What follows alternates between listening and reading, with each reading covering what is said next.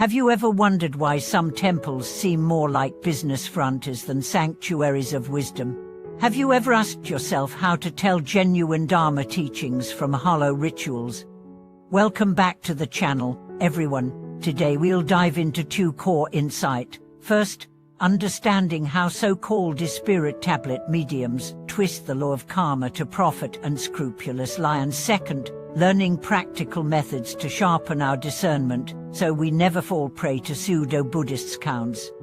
In this video, we'll journey from the roots of these deceptions, unpacking how false prophets distort cause and effect, to vivid, real-life stories illustrating authentic practice. Along the way, I share 3 actionable strategies you can apply right now to cultivate right view and wise reflection, so you can see through empty promises and ground yourself in genuine compassion and wisdom. When temples begin selling instant karma removal kits or touting 3-day incense-burning ceremonies that guarantee instant fortune and health, they're playing fast and loose with the Buddha's unchanging truth. As you sow, so how you reap. Those charlatans promise disease eradication or lottery wins in exchange for burning money and mindless rituals, but such shortcuts simply undermine genuine self-cultivation. Consider the story of Brother Lee, who lived in a remote mountain town.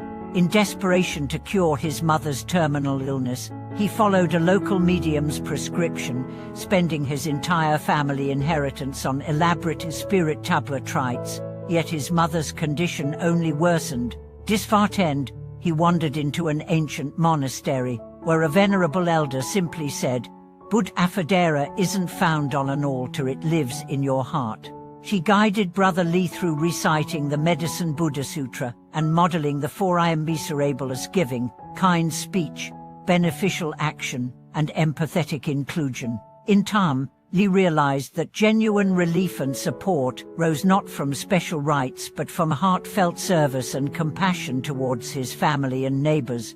Scripture too warns sternly against such deceptions. The Ekoti Teragoma declares that those who slander the Dharma by spreading lies will suffer in the 8 cold hells, enduring unimaginable torment.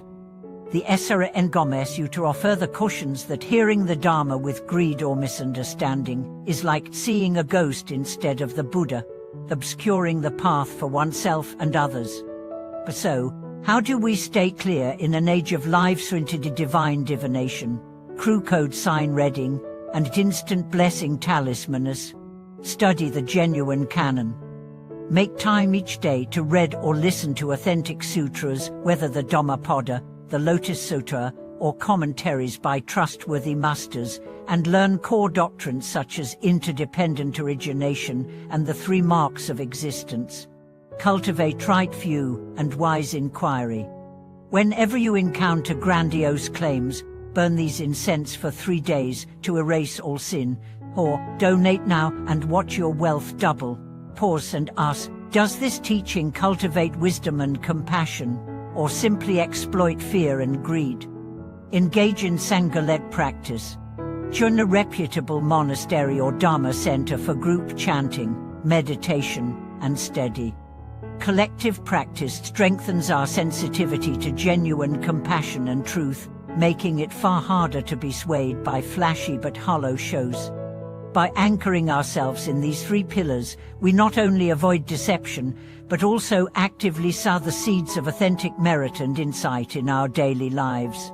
Remember, true Dharma practice doesn't hinge on gimmicks or instant returns. It flourishes in simple acts, generous speech, mindful work, and heartfelt presence.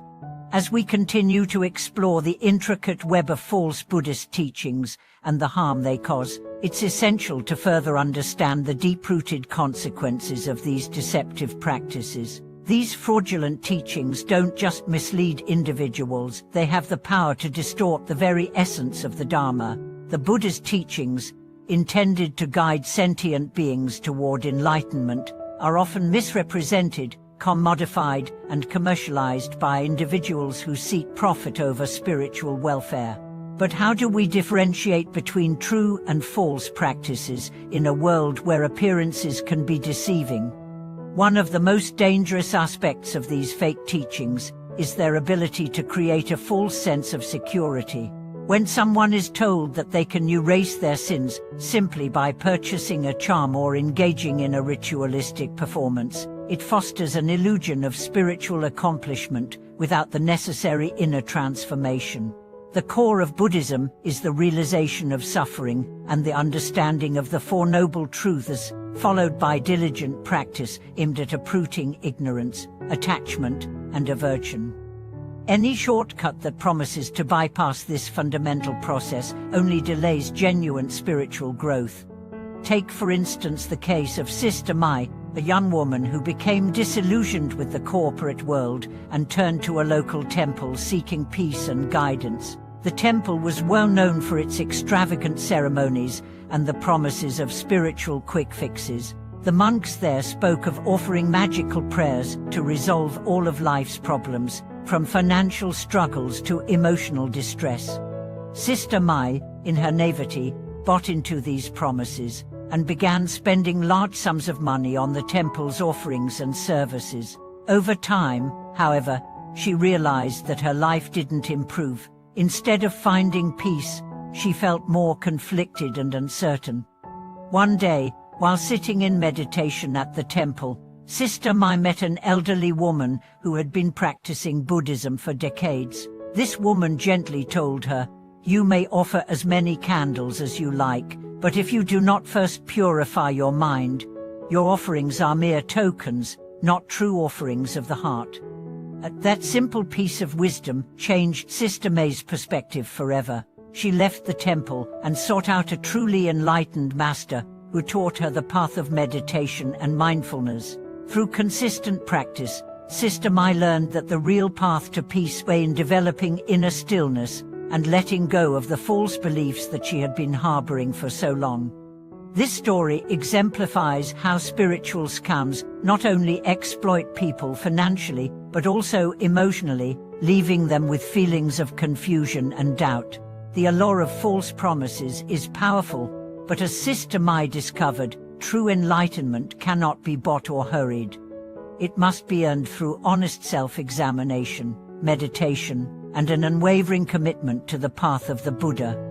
So, how can we avoid being deceived by these false practices in the future?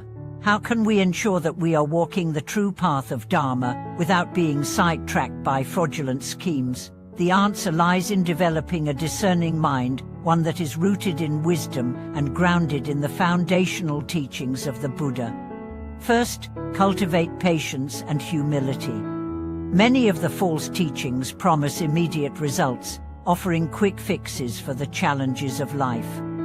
However, the Buddha's teachings emphasize patience and perseverance. In the Sutra of 42 sections, the Buddha says, "The fool is one who expects results without effort, and the wise person is one who understands that great things take time and sustained effort." This means that true spiritual progress is gradual.